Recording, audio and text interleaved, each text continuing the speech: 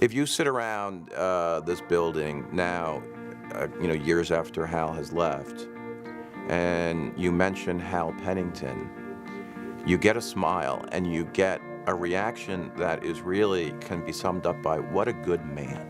He was always so steady, and if you look up the word integrity in the dictionary, there's a picture of Hal. His leadership style was really characterized by respect for people as people. I never saw him talk down to anybody, never saw him condescend. He's genuinely interested in people at all levels of the company. He has tremendous integrity, as an individual. No matter who he works with, who he interacts with, whether those be business colleagues or customers, that is going to be the most consistent theme that you're going to hear when someone talks about Hal Pennington. I think anybody that you're going to interview will talk about Hal's integrity, and they'll talk about his character, and that was very important to me when I was considering coming to work for Genesco. Hal's leadership style was such that rather than accomplish things because of the fear of what would happen if you didn't, you just didn't want to disappoint Hal, and that was one of the very best things about his leadership style. He brought out the best in others because you wanted to win for yourself and for Hal and for the company. Great leaders spend a lot of time listening to everybody else and then synthesize that, and that really embodies what Hal is all about. When you worked for Hal, you really wanted to do the best you could. You wanted to be as good as he seemed to think that you were.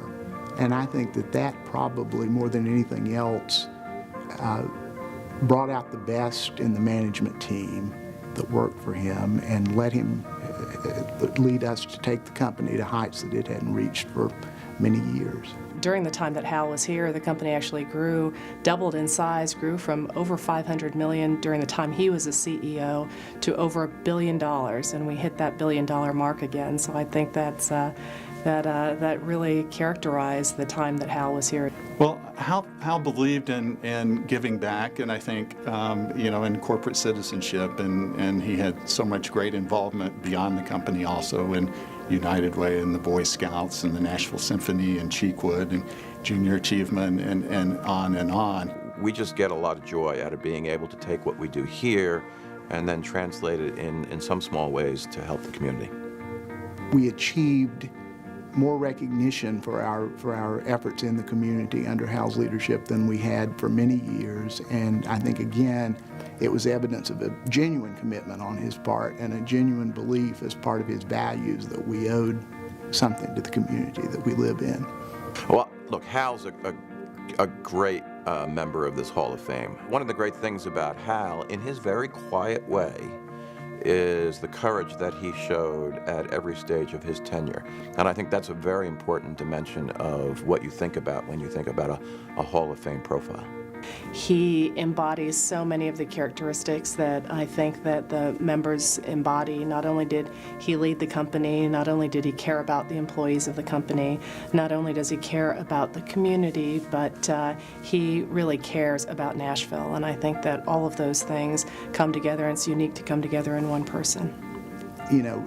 As a person, as a CEO, and as a community leader, I think he's definitely in the Hall of Fame.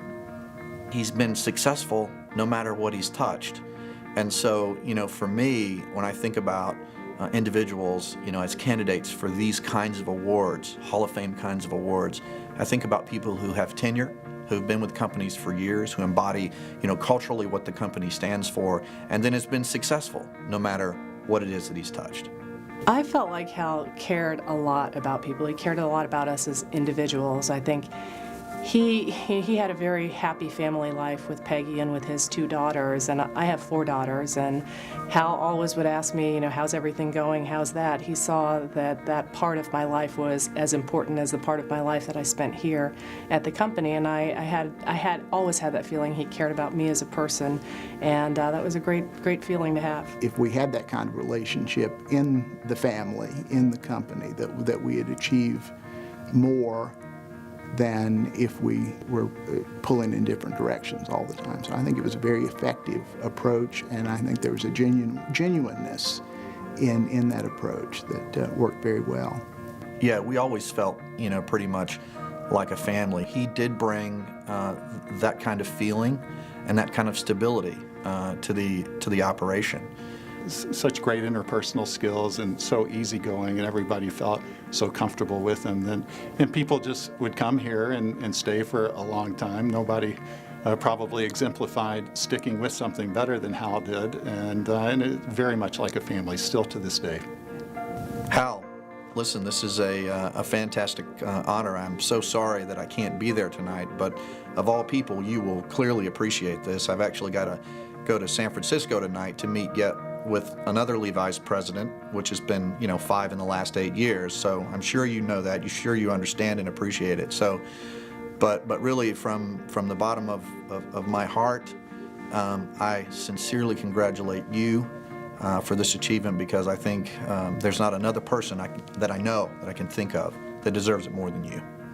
Hal, congratulations. We're so pleased that you've got this very well-deserved award. And we're going to hope that you enjoy this evening, and it's just great news for us. Hal, congratulations on this award. I can't imagine anybody who'd deserve it more.